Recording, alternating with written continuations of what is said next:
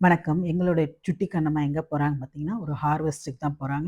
ஏற்கனவே எங்களுடைய சேனல்ல வந்து சுட்டி கண்ணம்மாவுடைய ஷார்ட்ஸ் போட்டிருக்கேன். மேல லிங்க் தரேன். போய் பார்த்து தெரிஞ்சுக்க. இன்னைக்கு என்ன ஹார்வெஸ்ட்னா, 5 சுவையில வந்து இனிப்பு, காரம், புளிப்பு, துவர்ப்பு, கசப்பு. இன்னைக்கு வந்து புளிப்ப தான் நம்ம பறிக்க போறோம். எங்க வீட்ல வந்து 3 புளிய மரம் இருக்கு. இந்த வருஷம் ரொம்ப நெறைய காய்ச்சிருக்கு.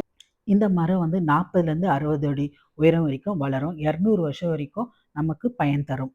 இது வந்து 2வது ஹார்வெஸ்ட்ங்க. முதல் ஹார்வெஸ்ட் வந்து நாங்க தட்டி எடுத்தோம். அதில வந்து நெறைய புளிய மரம்லாம் வந்து பழுத்து ரொம்ப ஒண்ணும் சரியில்லாம இருந்தது. ஆனா இந்த பழம் வந்து போன வாரம் வந்து எங்க ஊர்ல வந்து ரொம்ப காற்று அடிச்சதுனால, தன்னால அந்த காத்துலயே வந்து புளியம்பழம்லாம் நல்லா கீழ விழுந்திருந்தது. அதனால ஆள வச்சு எல்லாத்தையும் எடுத்துட்டுருக்கோம். புளிய மரத்தில வந்து பறவைகள்லாம் உட்கார மாட்டாங்க. ஏன்னா, அதில வந்து ஆக்ஸிஜன் கம்மியா இருக்கிறதுனால பறவைகள் வந்து உட்கார மாட்டாங்க.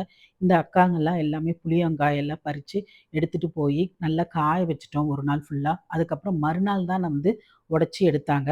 நல்லா வெயில்ல காய வச்சுட்டு முதல்ல தட்டிர்றாங்க. தட்டுனோனே அதுக்கு மேல இருக்கிற ஓடெல்லாம் எடுத்துட்டு, உள்ள இருக்கிற பழத்த மட்டும் எடுத்து போட்டுட்டோம். அதையும் வந்து நம்ம திரும்ப நல்லா காய வச்சுட்டு தான் நம்ம உள்ள இருக்கிற விதைகள்லாம் எடுக்கணும். பொதுவா வந்து இப்பல்லாம் வந்து மிஷின்ல குடுத்து எல்லாத்தையும் எடுத்துடுறாங்க. இவங்க வந்து களை எடுக்க வந்தவங்க. அதனால அவங்க கொஞ்சம் எல்லாத்தையும் உரிச்சு குடுத்துட்டாங்க. சரி நம்ம எல்லாத்தையும் மார்க்கெட்ல போடலான்னு பார்த்தா, விலைய பார்த்தீங்கன்னா ரொம்ப கம்மியா இருந்ததுங்க. கிலோ வந்து ரூ. 30 ரூ. 35 தான் சொன்னாங்க.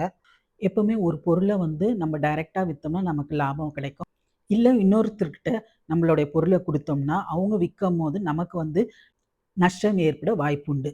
சமீப காலத்துல வந்து விவசாயிகள் வந்து பழங்கள், காய்கறி எல்லாத்தையுமே வெளியில தூக்கி போடுறாங்க. ஏன்னா, இந்த மாரி அடிமட்ட விலைக்கு விக்கும்போது அவங்களால லாபம் ஈட்ட முடியாதனால, மன கஷ்டத்தினால இந்த மாரி செய்துடுறாங்க. இதுக்கு தான் நெறைய இடத்துல வந்து உழவர் சந்தை இருந்ததுன்னா, விவசாயிகளுக்கு இன்னும் கொஞ்சம் நல்லா வருமானம் ஈட்ட முடியும். நீங்களும் முடிஞ்ச அளவுக்கு நேரடியா எல்லாத்தையும் வாங்க பழகிக்கங்க. அடுத்த வீடியோல உங்களை சந்திக்கிறேன்.